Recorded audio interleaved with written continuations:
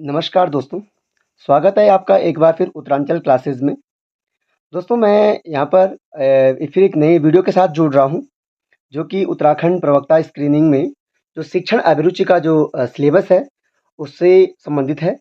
इसमें मैं आज डिस्कस कर रहा हूँ राधा कृष्णन आयोग, जो कि टीचिंग एप्टीट्यूड यानी कि प्रवक्ता के सिलेबस में जो शिक्षण अभिरुचि का पहला टॉपिक है। तो इससे पहले मैंने एनसीटीई पर एक वीडियो तैयार किया है, आप मेरे वीडियो लिस्ट में जाकर उसको देख सकते हैं।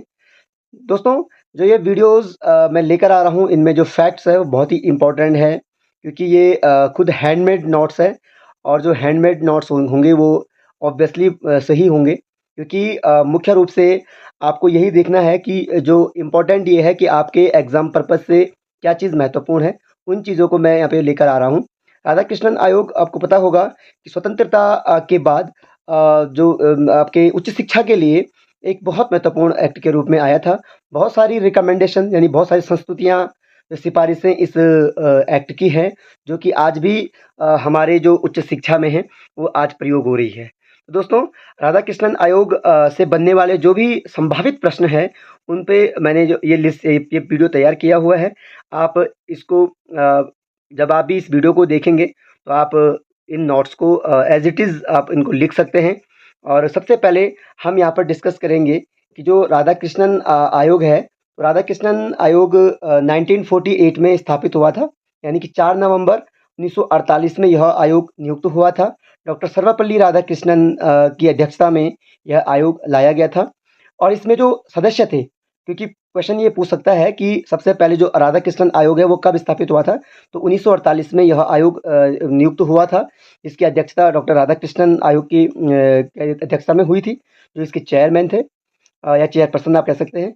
इसमें टोटल जो मेंबर्स हैं, इसमें 10 सदस्य थे, टोटल 10 मेंबर थे और इसकी जो अध्यक्ष थे, जो चेयरमैन थे, वो राधाकृष्णन थे, जो मैं आपको बता चुका हूँ।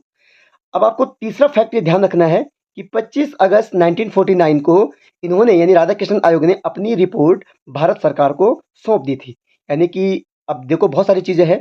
1948 में यह एक्ट ये जो राधाकृष्णन आयोग है, यह स्थापित हुआ।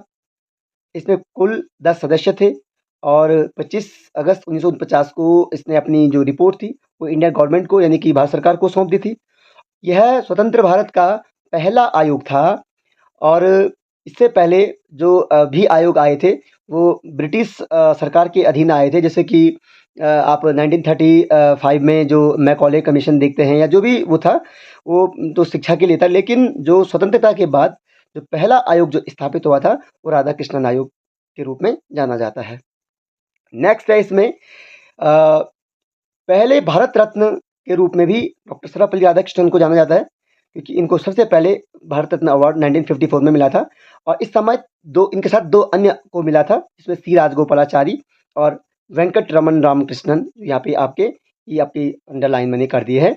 तो यानी कि अब तीसरा फैक्ट यहाँ पे ये बनता है कि सर्वपल्ली राधाकृष्णन को जो भारत रत्न मिला था, वो कब मिला था?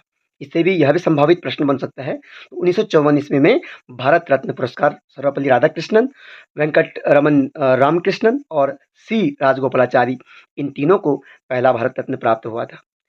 फिर आप देख सकते हैं कि शिक्षक दिवस जो आप 5 सितंबर को मनाते हैं, तो ये इन्हीं के जन्म दिवस पर मनाते हैं, क्योंकि इनका जन्म जो हुआ था, ये 5 सितंबर 1988 में हुआ था। और इन्होंने जब ये इनको पूछा गया था कि सर, क्योंकि एक बहुत बड़े फिलॉसफर थे, बहुत बड़े शिक्षाविद थे, तो इनको पूछा गया था कि आपके जन्म दिवस को किस रूप में सेलिब्रेट किया जाए आपके जाने के बाद। तो इन्होंने कहा था कि भाई मैं एक शिक्षक रहा हूँ, मैं एक टीचर के रूप में जाना जाता हूँ। बाकी राष्ट्रपति वगैरह, उपराष्ट्रपति जो भी ये पहले रहे हैं, पहले उपराष्ट्रपति रहे हैं, फिर राष्ट्रपति रहे हैं। तो उसके बाद इन्होंने कहा कि मुझे इन नामों से नहीं, मैं एक शिक्षा के क्षेत्र में जाना जाऊँ, इसके लिए मेरे जन्म दिवस को शिक्षा दिवस के रूप में मनाया जाए। तो टीचर्स डे जो 5 सितंबर को मनाया जाता है, वो राधाकृष्णन के ही उन्हीं के सुझाव पर ये दिवस मनाया जाता है, क्योंकि उस दिन पूरे भारत में जितने भी शिक्षक हैं, वो सम्मानित होते हैं। बड़े-बड़े कार्यक्रम उस दिन होते हैं। तो उस दिन का जो दिवस है वो डेडिकेटेड है टीचर्स को।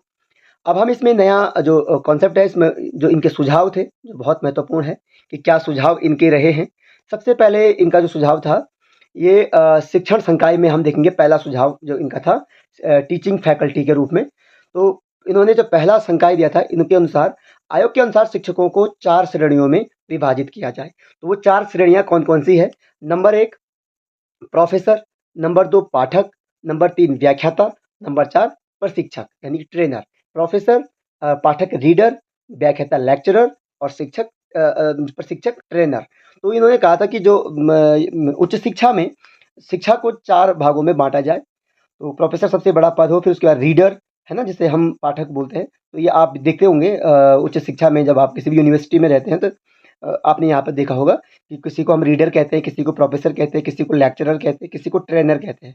तो ये सब रिकमेंडेशन जो थे, जो सुझाव थे, ये राधाकृष्णन आयोग के ही थे, जो कि आज भी एज़ इट इज़ फ़ॉलो हो रहे हैं। दूसरा इनका जो सुझाव था, शिक्षण कार्य सप्ताह में 18 घंटे से अधिक नहीं होना चाहिए। यानी कि जो टीचिंग वर्क है, ये सप्ताह में कितने से 18 घंटे से अधिक नहीं होगा। ये इनका दूसरा जो सुझाव था शिक्षण संकाय यानी टीचिंग फैकल्टी के अंदर।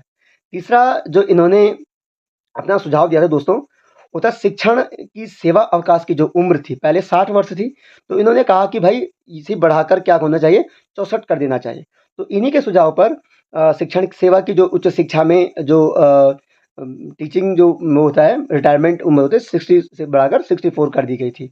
और इसीलिए वहाँ पर जो रिटायरमेंट की उम्र होती है वो 64 साल होती है, क्योंकि उनका उनके अनुसार इसकी 60 के बाद भी एक प्रोफ़ेसर एक अनुभवी हो जाता है, तो उसको और कार्य करने का मौका मिलना चाहिए। तो पहला पार्ट हमने देखा शिक्षण संकाय के रूप में। दोस्तों दूसरा जो स्तर था इनका, जो दूसरा रिकमेंडेशन था शिक्षण का स्तर, लेवल ऑफ टीचिंग या सॉरी लेवल ऑफ एजुकेशन। तो इसमें इन्होंने जो बात कही थी, महत्वपूर्ण बात जो इन्होंने यहाँ पर कही थी, वो थी कि विश्वविद्यालयों में 3000 से अधिक और उससे संबंधित महाविद्यालयों में 1500 से अधिक विद्यार्थियों की संख्या नहीं होनी चाहिए। यानी कि यूनिवर्सिटी में 3000 से अधिक और जो भी डिग्री कॉलेजेस है, तो वहाँ पे 1500 से अधिक विद्यार्थियों की संख्या नहीं होनी चाहिए, क्योंकि उससे ज़्यादा होगी तो एक अव्यवस्था वहाँ पर क्या हो जाएगी, क्रिएट हो जाएगी। तो इसलिए इन्होंने कहा इसकी भी उन्होंने लिमिट रखी 3000 और 1500। नेक्स्ट है दोस्तों, दूसरा इसका जो शिक्षण के स्तर में जो उनका दूसरा रिकमेंडेशन था, उनके अनुसार कार्य दिवसों की जो संख्या है, कार्य दिवसों की जो संख्या है वो 1 साल में 180 यानी परीक्षा को छोड़कर, जो परीक्षा होती है उनको छोड़कर जो कार्य दिवस होने चाहिए वो 180 होने चाहिए। मतलब टोटल 180 से कम कार्य दिवस नहीं होने चाहिए, यानी कि इतनी टीचिंग तो होनी ही चाहिए। फिर नेक्स्ट है इनकी जो दूसरा रिकमेंडेशन है, दूसरा सुझाव जो सिफारिश है, अध्ययन के किसी भी कोर्स के लिए पाठ्य पुस्तक निर्धारित नहीं की जानी चाहिए। यानी राधाकृष्णन आयोग ने कहा कि जो अध्ययन होता है, जो स्टडी होती है यूनिवर्सिटीज़ में, तो उसके लिए कोई फिक्स एक कोर्स के लिए जो जो उनका कोर्स दिया गया है, कोई पर्टिकुलर एक पुस्तक नहीं होनी चाहिए। क्योंकि अगर एक पर्टिकुलर पुस्तक होगी, एक बुक हम अगर रिकमेंड करेंगे कि यही बुक है, तो जो छात्र है उनका जो नॉलेज है, जो उनका ज्ञान है, वो एक ही पुस्तक तक क्या हो जाएगा, केंद्रित रह जाएगा। वह सेवरल बुक्स को अगर जब पढ़ेगा, मल्टीपल बुक्स को जब वो पढ़ेगा, तो उसका जो उसका डायनेमिक जो उसकी स्टडी होगी, वो आगे बढ़ेगी और वो शिक्षा में कुछ नित्य नई परिवर्तन करेगा। क्योंकि हमेशा जो स्टडी होती है वह अलग-अलग बुक से होनी चाहिए, क्योंकि अलग-अलग बुक्स में हमें अलग-अलग चीज़ें मिल सकती है। एक अलग राइटर एक राइटर्स लेखक जो होता है, वो एक अलग आइडियोलॉजी, एक अलग अप्रोच रखता है। तो इसलिए इन्होंने कहा कि पर्टिकुलर कोई एक पुस्तक नहीं होनी चाहिए।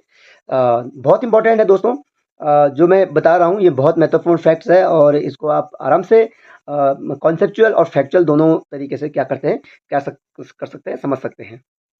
नेक्स्ट दोस्तों इसमें नेक्स्ट परीक्षाओं के स्तर को उठाने के लिए इन्होंने फर्स्ट, सेकंड और थर्ड 3 प्रकार की श्रेणियाँ रखी। और इसमें इन्होंने कहा कि जो कहा कि जो स्तर है, जो लेवल है, मतलब आज भी आप देखते होंगे कि first division, second division, third division, तो ये राधाकृष्णन के ही हिसाब से हैं। तो इसमें उन्होंने फर्स्ट, सेकंड और थर्ड का कॉन्सेप्ट रखा और यहाँ पर उन्होंने कहा कि प्रथम श्रेणी के लिए जो 70%, द्वितीय श्रेणी के लिए 55% और तृतीय श्रेणी के लिए इन्होंने 40% जो मार्क्स होते हैं उनकी एक क्राइटेरिया इन्होंने क्या किया, फिक्स किया। तो यहाँ पे आपको जानकारी होनी चाहिए कि परीक्षाओं के स्तर को उठाने के लिए फर्स्ट, सेकंड और थर्ड श्रेणी के लिए न्यूनतम प्राप्तांक जो क्रमशः उन्होंने 70, 55 और 40% होने की इन्होंने अपने सुझाव यहाँ पर दिए। आगे बढ़ेंगे दोस्तों, तीसरा इनका जो सुझाव था वो विश्वविद्यालय का प्रशासन और वित्त था, यूनिवर्सिटी एडमिनिस्ट्रेशन एंड फाइनेंस। इसमें इन्होंने बहुत ब्रॉड तरीके से राधाकृष्णन ने अपने रिकमेंडेशंस प्रस्तुत किए, अपनी सिफारिशें दी है। तो इसमें देखेंगे हम क्या-क्या चीज़ें हैं। सबसे पहले आप देखेंगे कि इन्होंने कहा कि उच्च शिक्षा को समवर्ती सूची में रखा जाना चाहिए। समवर्ती सूची का अर्थ होता है कॉन्करेंट लिस्ट। कॉन्करेंट लिस्ट आपको जानकारी होनी चाहिए कि कॉन्करेंट लिस्ट हमारे संविधान में 3 प्रकार की सूचियाँ हैं, संघ सूची, राज्य सूची और समवर्ती सूची, यानी कि union list, state list and concurrent list. जो संघ सूची होती है यानी कि यूनियन लिस्ट होती है, उस पर कानून बनाने का जो अधिकार होता है वो सिर्फ़ केंद्र सरकार को होता है, सेंट्रल गवर्नमेंट को होता है। यानी कि उसपे जो भी कानून बनेगा वो पार्लियामेंट एंड संसद से बनेगा। राज्य सूची का जो विषय होता है, उस पर जो कानून बनाने का अधिकार है वो राज्य सरकार को होता है। और समवर्ती सूची एक ऐसा सेंसिटिव लिस्ट जो इन्होंने रिकमेंड की, जो थी, इसमें समवर्ती सूची में क्या होता है कि सेंटर और स्टेट दोनों क्या कर सकते हैं, कानून बना सकते हैं, है ना? तो कई सारे विषय ऐसे हैं जो समवर्ती, जैसे शिक्षा को, एजुकेशन जो है वो समवर्ती में है। इस पे कानून बनाने का अधिकार केंद्र को भी है और राज्य भी अपने भौगोलिक और सामाजिक परिक्षेत्र के हिसाब से क्या कर सकते हैं, इस पे कानून बना सकते हैं। तो उच्च शिक्षा को, राधाकृष्णन आयोग ने कहा कि उच्च शिक्षा को समवर्ती सूची में रखा जाना चाहिए। केंद्र और राज्य सरकारों को उसमें साझी ज़िम्मेदारी, यानी एक को मतलब जो रिस्पॉन्सिबिलिटी है वो निभानी चाहिए। शिक्षा से संबंधित नीतियाँ बनाने का जो कार्य था वो केंद्र सरकार का होगा और राज्य सरकार उन नीतियों को अपने राज्य में लागू करेगी। यानी कि इन्होंने जो एक रिस्पॉन्सिबिलिटी थी वह दोनों को सौंप दी है, अपने सुझावों के द्वारा, केंद्र और राज्य दोनों को। तीसरा इन्होंने जो नेक्स्ट इस संकाय की तीसरा जो इन्होंने जो लेवल है, इसमें विश्वविद्यालय और प्रशासन की जो इन्होंने बात की है, इसमें इन्होंने यहाँ पे एक दूसरी चीज़ कही है, विश्वविद्यालयों में एक रूपता लाने और महाविद्यालयों और विश्वविद्यालयों को अनुदान प्रदान करने के लिए विश्वविद्यालय अनुदान आयोग, सॉरी, थोड़ा टेक्निकल एरर बीच में आ रहा है, तो आप अपना ध्यान जो मेन फैक्ट है उन पे रखना है। तो देखो इसमें नेक्स्ट इन्होंने कहा कि विश्वविद्यालयों में एक रूपता लाने और महाविद्यालयों और विश्वविद्यालयों को अनुदान प्रदान करने के लिए यूनिवर्सिटी ग्रांट कमीशन, जो आज आप देखते हैं यूजीसी, की स्थापना की जानी चाहिए। तो सबसे पहले जो यूजीसी को जो रिकमेंड करने का, यानी यूनिवर्सिटी ग्रांट कमीशन, विश्वविद्यालय अनुदान आयोग को स्थापित किए जाने की जो रिकमेंड की थी, ये राधाकृष्णन आयोग ने ही की थी। और यूजीसी की जो स्थापना होती है दोस्तों, वो 1953 ईस्वी में होती है। अगर आपको सामान्य तरीके से पूछेगा कि यूजीसी की स्थापना कब हुई, तो 1953 में यूजीसी की स्थापना हुई। लेकिन यूजीसी को संवैधानिक रूप से जो मान्यता मिली वो 1956 में मिली। 1956 में यूजीसी पर प्रॉपर एक एक्ट के आधार पे यह अपना कार्य लागू करता है।